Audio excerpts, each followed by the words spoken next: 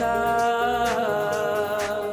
Shahzada Shahzada Prince of Peace Prince of Peace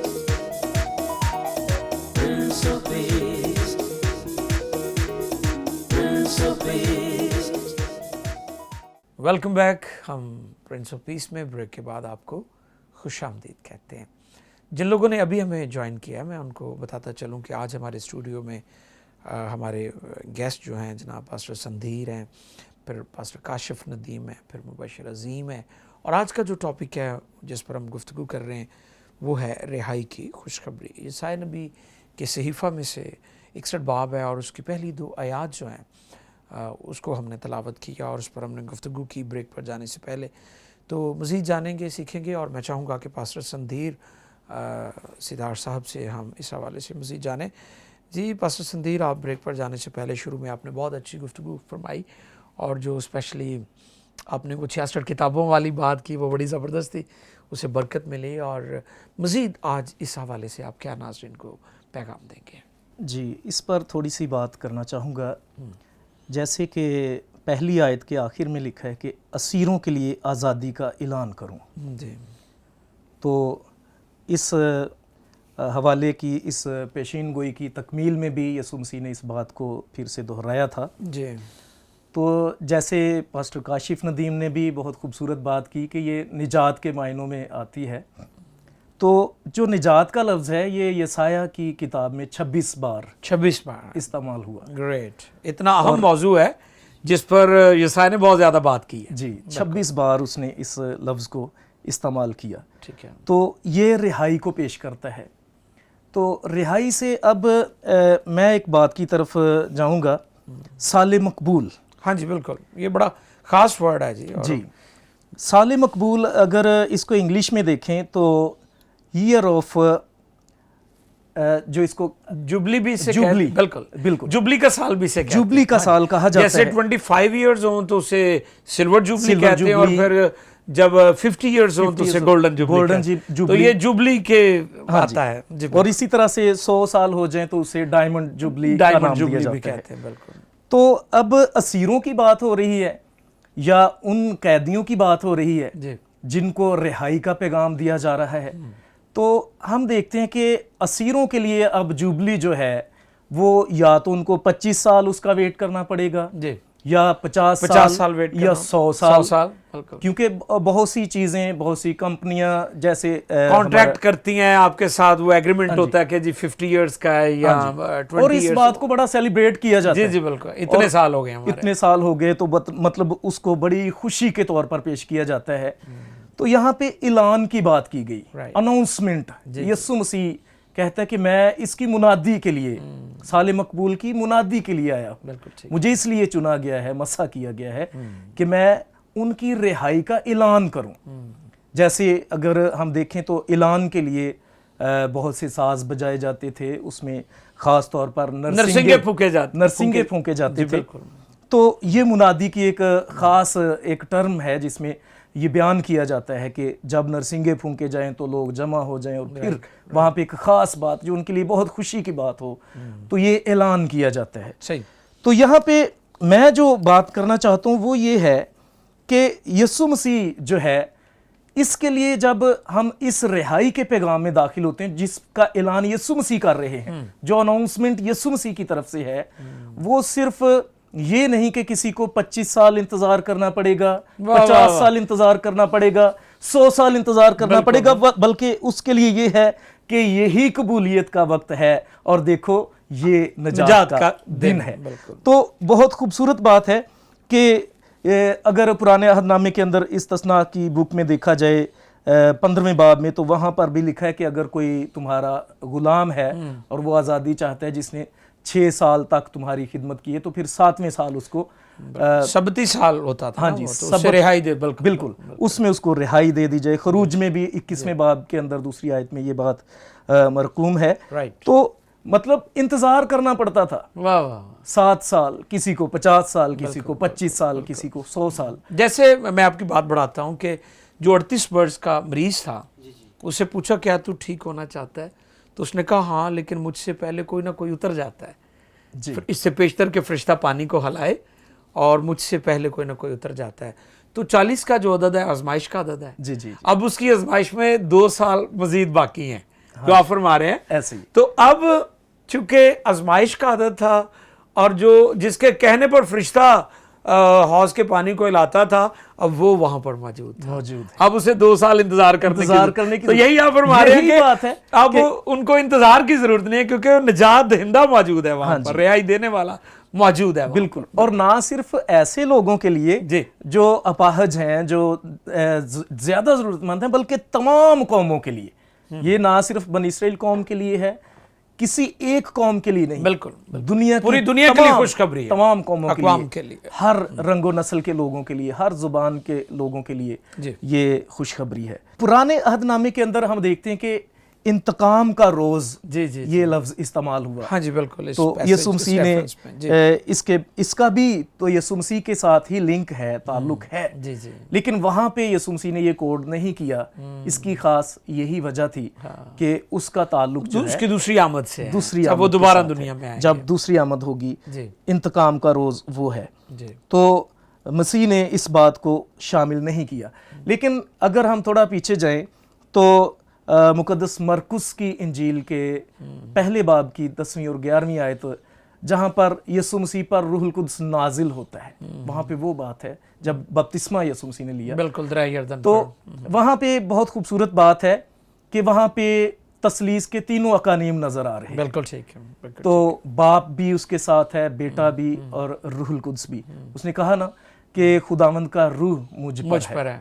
तो मुझ पर वो खुद है, खुदावंद का रूह, खुदा और रूह दोनों मतलब कई लोग कहते हैं ना जी तसलीस तो बाइबल में लिखा नहीं। मैंने कहा हम कब कहते हैं तसलीस की बात करें, हम तो कहते हैं बाप और बेटा और रूह कुद्स की, वो तो मौजूद है ना, तो उसकी हमें बात करनी चाहिए। बिल्कुल सही फरमा रहे हैं, बिल्कुल सही। खुदावंद के आने का दर हकीकत मतलब क्या है? बिल्कुल ठीक है। खुदावंद के आने का मकसद क्या है दुनिया के अंदर? दर हकीकत यही बात है कि वो रिहाई का पैगाम लोगों के लिए लेकर आया था। तमाम अक़वाम आलम के लिए ये रिहाई का पैगाम था। बिल्कुल ठीक है। तो इसी के साथ ही मैं आऊँगा अंधे बर्तलमाई की तरफ। बिल्कुल ठीक है। जो राह के किनारे बैठा करता था और भीख मांगता था। तो उसके लिए भी ये रिहाई थी उस वक्त। बिल्कुल। जो ना सिर्फ यीशु मसीह की मौजूदगी थी, बल्कि यीशु मसीह के नाम से जो इख्तियार शागिर्दों को दिया गया, बिल्कुल ठीक है, उसको भी वहां पर रिहाई मिली। और उसने कूदते हुए और उछलते हुए जाकर हैकल के अंदर वहां पे गवाही पेश की और खुदावंद की शुक्रगुजारी की। और मैं देखता हूं कि जैसे ही कोई भी शिकस्ता दिल जो घर से धुतकार दिया गया है, अपनी फैमिली से अलग कर दिया गया है, रद्द कर दिया गया है, वो इस कदर मजबूर हो चुका है कि वो भीख मांगे, तो ऐसे लोगों के लिए भी रिहाई का पैगाम यहाँ पर मौजूद है। तो खुदावंद ने ऐसे तमाम लोगों को रिहाई का पैगाम दिया है जो रद्द किए गए हैं, जो रिजेक्टेड पर्सन है। तो ऐसे तमाम लोगों के लिए खुदावंद के पास रिहाई का पैगाम मौजूद है। और जितनी कौमें हैं, जितने कबीले हैं, जितने रंगो नस्ल के लोग हैं, तमाम जुबानों के बोलने वाले, वो तमाम इस रिहाई के पैगाम का निजात देता है जी, इसको रिसीव कर सकते। थैंक यू ब्रदर, बहुत अच्छे जी। आप सुने, गौर करें, देखें कि किस तरह खुदावंद यीशु मसीह ने लोगों को खुशखबरी दी और वो दुनिया में गुड न्यूज़ है। मैं अक्सर कहता हूँ कि इंजील एक ही है, उसके लिखने वाले 4 हैं और उस इंजील का नाम यीशु मसीह है और वो खुदा की खुशखबरी और वो दुनिया में आए हैं। और जो गुनाह से पाक है वही गुनाहों को माफ़ कर सकता है। यीशु मसीह निजात दहिंदा है और उसने दुनिया के ताकतवर मज़हब के सामने खड़े होकर ऐलान किया, कौन मुझ पर गुनाह साबित करेगा। हम जानते हैं कि यीशु मसीह खुदा का बेऐब, पाक, लाखता और गुनाह से बर्रा है। उसके लिए हम खुदा की शुक्रगुजारी करते हैं। मैं चाहूँगा कि हम जनाब पास्टर काशिफ नदीम साहब से, उन्होंने ब्रेक पर जाने से पहले भी बहुत अच्छी गुफ्तगू फरमाई और मज़ीद जानेंगे। जी काशिफ साहब। पाजी साहब बहुत शुक्रिया।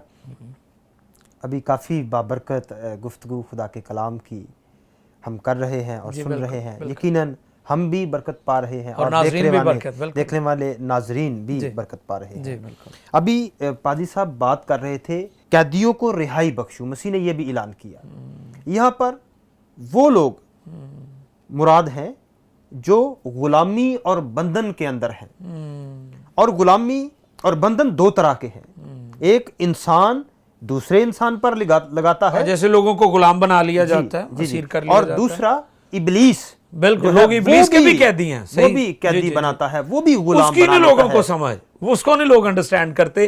अब बहुत सारे लोग बुरी आदत के कब्जे में हैं, वो समझते हैं ये तो मेरी आदत है, ये तो मेरी हैबिट, हालांकि वो इब्लीस के कैदी होते हैं। जी, जी। बिल्कुल सही फरमा रहे हैं आप। और यीशु मसीह यहां पर ऐलान करते हैं जी कि अगर आप मेरी इस खुशखबरी पर ध्यान दोगे, इसे एक्सेप्ट करोगे, कबूल करोगे, एक तो मैं तुम्हें इंसान की गुलामी और इंसान के बंधन से भी छुड़ाऊंगा। जी। हम जानते हैं जब कौम बनी इसराइल जैसे ही खुदा से गाफिल हुई, खुदा के अहकाम से गाफिल हुई, उसकी शरीयत से, उसके कवानीन से गाफिल हुई और वो असीरी के अंदर चली गई। जी 70 साल असीरी के अंदर हम देखते हैं वो चली जाती है। और मिस्र में भी देखा जाए तो एक तरह की असीरी ही है, बिल्कुल, वो गुलामी ही है और जुल्म और तशद्दुद का वहां पर वो शिकार है। जब कोई शख्स खुदा को छोड़ देता है और फिर वो असीरी और गुलामी के अंदर चला जाता है, इंसान की असीरी और गुलामी के अंदर, और फिर इब्लीस की भी असीरी और गुलामी के अंदर, उनके बंधनों के अंदर वो चला जाता है। और यहां पर यीशु मसीह ऐलान करते हैं कि खुदावंद का रूह मुझ पर है, उसने मुझे मसा किया है ताकि मैं कैदियों को रिहाई बख्शूं। उनके लिए भी ऐलान है जो इंसान की गुलामी में है या इब्लीस की गुलामी में है। यहां पर यीशु मसीह उनके लिए भी ऐलान करते हैं, उनके लिए भी रिहाई का ऐलान है, उनके लिए भी निजात का ऐलान है, उनके लिए भी छुटकारे का ऐलान है, उनके लिए भी मखलसी का ऐलान है। खुदावंद का रूह मुझ पर है, इसी काम के लिए उसने मुझे मसा किया है। हम देखते हैं इमाल की किताब में जब मुकद्दस पालूस और सिलास कैद में थे, जी बिल्कुल, वहां पर उन्होंने क्या किया, हमद के गीत गाना शुरू वाह, किए, वाह, दुआ करना शुरू की और उन्होंने खुदा को पुकारा। वहां पर हम देखते हैं कि उसने अपने जलाल को नाज़िल किया और कैद खाना की नींव जो थी आमीन, वो हिल गई और कैद खाना के दरवाजे खुल गए। और बाइबल मुकद्दस में और बहुत सारे ऐसे वाकयात हैं। खुदा ने पालूस और सिलास को बंधन से, गुलामी से जो इंसान ने लगा रखी थी, आजाद कर दिया। और फिर जो इब्लीस ने लोगों पर गुलामी और बंधन लगा रखे थे, उनसे भी यीशु मसीह, कलाम मुकद्दस में लिखा है, वो गांव गांव शहर शहर फिरता रहा और लोगों को उनकी बीमारियों से, उनकी तकालीफ से क्या करता रहा, शिफा देता फिरा और आजाद करता रहा, रिहाई देता रहा।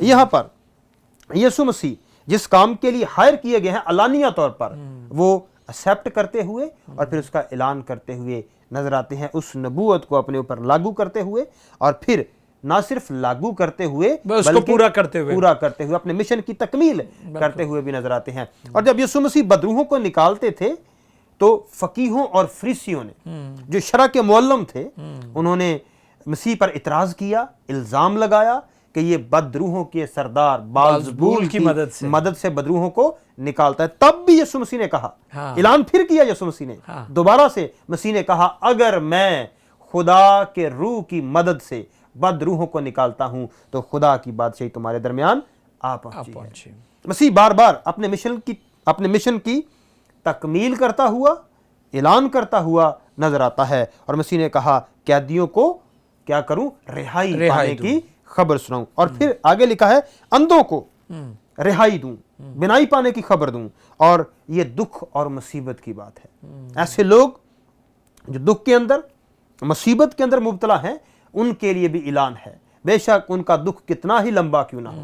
आपने बड़ा अच्छा परसा पहले बयान किया, एक शख्स जो 38 बरस का बीमार था, बिल्कुल 38 बरस हो गए थे उसे बीमारी के अंदर मुब्तला, और काफी अरसा उसने अपनी बीमारी में गुजारा, उसके पास उम्मीद नहीं थी। मसीह खुदावंद उसके दुख को, उसकी मुसीबत को 38 साल के बाद दूर करते हुए नजर आते हैं। आज भी बहुत सारे लोग जो सालों साल से मुसीबत में, ऐसे दुख के अंदर मुब्तला हैं, उनके लिए भी रिहाई का ऐलान है, उनके लिए भी निजात का ऐलान है। आज भी यीशु मसीह वही कुदरत, वही जलाल रखता है, और जो कोई मसीह की इस खुशखबरी को कबूल करता है वो रिहाई पाता है। और फिर यीशु मसीह ने कहा, कुचले हुओं को आजाद करूं। कुचले हुए वो लोग हैं जो जुल्म और तशद्दुद का शिकार हैं, सितम उन पर ढाए जा रहे हैं। राइट। आज उनके लिए भी ऐलान है, अगर वो मसीह की इस खुशखबरी को कबूल करेंगे, मसीह का काम ही यही है, और वो आलमगीर खुशखबरी सुनाता नजर आता है और कहता है अगर कोई इस रिहाई की खुशखबरी को कबूल करेगा तो वो कुचले हुओं को क्या करेगा, आजाद करेगा। बेशक कैसे ही जुल्म उन पर क्यों ना हो, मसीह चूंकि अबदी बादशाह है और फिर बादशाहों का बादशाह है। Amen. कोई किसी भी किस्म के शख्स के अंदर किसी मुल्क में भी हो, मसीह हदों से परे है, वो सब हदों को अबूर कर लेता है, वो हर मुल्क के अंदर चला जाता है, वो हर बर आज़म के अंदर चला जाता है, हर जजीरे के अंदर जाकर जुल्म और तशद्दुद से आजाद कर देता है। और फिर यीशु मसीह ने फरमाया कि खुदावंद के साले मकबूल की मुनादी करूं।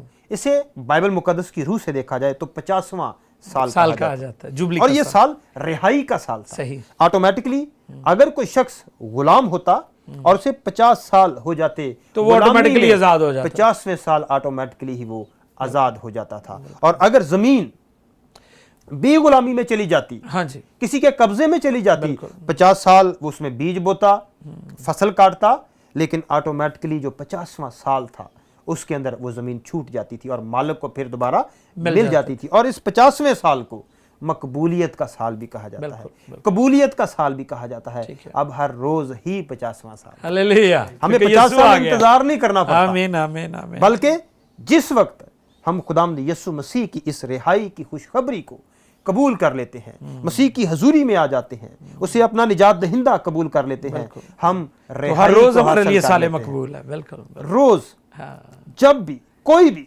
कैसा भी क्यों ना हो, किसी भी मजहब से, रंग से, नस्ल से ताल्लुक रखता हो, जो कोई मसीह की हजूरी में उसके पास आ जाता है और उसकी बादशाही में आ जाता है, क्योंकि उसकी बादशाही यीशु मसीह ने कहा तुम्हारे दरमियान आ पहुंची। जो कोई इस कबूलियत के साल के अंदर आ जाता है, मसीह को अपना निजात दहिंदा, मखलसी देने वाला, छुटकारा देने वाला कबूल कर लेता है, आज का दिन ही उसके लिए मकबूलियत का साल है। और हम जब मसीह की हुजूरी में आ जाते हैं और कबूल कर लेते हैं उसे कि वाकई यही मेरा निजात दहिंदा है, यही मुझे मखलसी देगा, यही मुझे छुटकारा देगा, तो वो छुटकारा पा जाता है। बेशक दुनियावी बंधन हो, वो दुनियावी बंधनों से भी आज़ाद करता हुआ हमें कलाम मुकद्दस में नज़र आता है, और फिर इब्लीस के बंधनों से भी आज़ाद करता हुआ कलाम मुकद्दस में हमें नज़र आता है। और मसीह आया ही इसलिए, बिल्कुल, उन संगीन मसाइल को हल करने के लिए आया था जिनमें बनीनो इंसान हमेशा हमेशा के लिए मुब्तला और गिरफ्तार थे। कोई भी और सहारा नहीं था, कोई भी और आसरा नहीं, उम्मीद था, नहीं थी, कोई उम्मीद नहीं थी। मसीह उनकी जिंदा उम्मीद बनकर आ गया, उनकी निजात बनकर आ गया, और खुद खुदा तजस्सुम लेकर जिस्म इख्तियार करके इस नबूवत को पूरा करता हुआ नजर आया। और लूका तबीब की मार्फत बयान करता है, खुदावंद का रूह मुझ पर है, उसने मुझे मसा किया है, गरीबों को खुशखबरी सुनाऊं, अंधों को बिनाई पाने की खबर दूं, कुचले हुओं को आजाद करूं, कैदियों को रिहाई बख्शूं, और खुदावंद के साले मकबूल की मुनादी करूं। मसीह खुदावंद खुद खुदा तजस्सुम लेकर, और इंसानियत और अलूहियत दोनों मसीह की जात के अंदर यूनाइट थी, उसका मिलाप, मुत्तहिद थी। बिल्कुल सही। और मसीह की सूरत में आमीन हम खुदा को देखते हैं, और मसीह ने खुद कहा जिसने मुझे देखा उसने बाप को देखा, खुदा को देखा, और मसीह ने ही जाहिर किया वो ऐसा है। और अगर आज भी कोई किसी भी मुसीबत के अंदर, किसी भी परेशानी के अंदर, किसी भी दुख के अंदर, किसी भी रंज और गम के अंदर, किसी भी मसाइल के अंदर, जुल्म तशद्दुद के अंदर मुब्तला है, वो मसीह को पुकारेगा और मसीह उसे रिहाई बख्श देगा, मसीह उसे निजात बख्श देगा, मसीह उसे छुटकारा दे देगा, उसे मखलसी दे देगा, क्योंकि मसीह का काम ही यही है कि बनीनो इंसान को, जो सदियों से इब्लीस की गुलामी में था, यीशु मसीह ने उसे आजाद कर दिया। आमीन। इब्लीस पर फाते यीशु मसीह आमीन। आज भी वो इब्लीस को हमारी जिंदगियों से दूर कर देता है, रिहाई बख्श देता है, और आज भी वो लोगों को हर तरह के जुल्म और तशद्दुद से रिहाई बख्शता है। आज मेरी PMI TV के इस प्रोग्राम के वसीला से पूरी दुनिया के लिए आलमगीर, चूंकि ये पैगाम है बाइबल मुकद्दस का, आलमगीर ये पैगाम है, अपील है कि अगर कोई बीमारी के अंदर, मुसीबत के अंदर, तकलीफ के अंदर, किसी भी मसले के अंदर मुब्तला है, मसीह के पास आ जाए, वो रिहाई पा जाए। आमीन। Thank you brother. Pastor Kashif ने बहुत अच्छी बातें की। दोनों तरह से खुदा यीशु मसीह हमें आज़ाद करता है। मैंने बहुत सारे लोगों की गवाहियाँ सुनी हैं कि वो जेलों में थे, और ख़ास तौर पर मैंने मुख्तलिफ मुल्कों में मैं गया और मैंने जेलों में भी खिदमत की। फिर बाद में लोगों ने अपनी टेस्टिमनी दी, गवाही दी कि वो तन्हाई में थे, वो कैद में थे, वो कैदोबंद की सोबतें बर्दाश्त कर रहे थे, और उन्होंने कहा खुदावंद हमने तेरी खुशखबरी सुन रखी है कि तू कैदियों को आज़ाद करता है, रिहा करता है। तो वो कहते हैं कि हमने दुआ की कि खुदावंद तू हमें रिहाई दे, तो फिर खुदा ने उनको रिहाई दी, और यकीनन खुदावंद ये करता है। मैं शुक्रगुजार हूँ इस बात के लिए, और मैं चाहूँगा कि अज़ीम से हम मज़ीद इस हवाले से सीखें। जैसा कि प्रोग्राम का वक्त अब ख़त्म हो रहा है, तो थोड़ा सा मुख्तसर आप जो आपके दिल में खुदा बात डाल रहा है ज़रूर शेयर करें। पास्टर मैं अपनी गवाही शेयर करूंगा जी ज़रूर, रहाई के हवाले से कि किस तरह खुदा ने मुझे भी रहाई दी आमीन, और किस तरह मेरी दुआ को सुना। तो मैंने वर्ष पढ़ी थी कि मांगोगे तो दिया जाएगा। ठीक है। तो बड़ी परेशानी थी मुझे आफ्टर एजुकेशन जॉब हासिल करने के लिए, ठीक है, तालीम के बाद। तो मैं बड़ा परेशान था, मुझे जॉब नहीं मिलती थी, कभी इधर जा रहा हूँ, कभी इधर जा रहा हूँ, मारे फिरते, कभी इधर कभी इधर कभी, तो जॉब नहीं मिलती थी। और जिनके पास जॉब थी तो कुछ लोग मुझे ताने देते थे, तो बड़ी मुझे मुश्किल थी। तो बड़ी इन चीज़ों को फेस करना पड़ा। फिर मुझे जॉब मिली कि जी एक फ्रूट बेचने वाले के साथ। ओह अच्छा। वो मेरा अजीज़ ही था, तो वो उसकी रेडी पे मैंने जो ना फ्रूट बेचना सारे दिन, तो मुझे उसका 300 मिलता था एक दिन का। तो गर्मी भी थी, लेकिन वो मैंने कहा जो है वो करें, और खुदा पे मेरा यकीन था।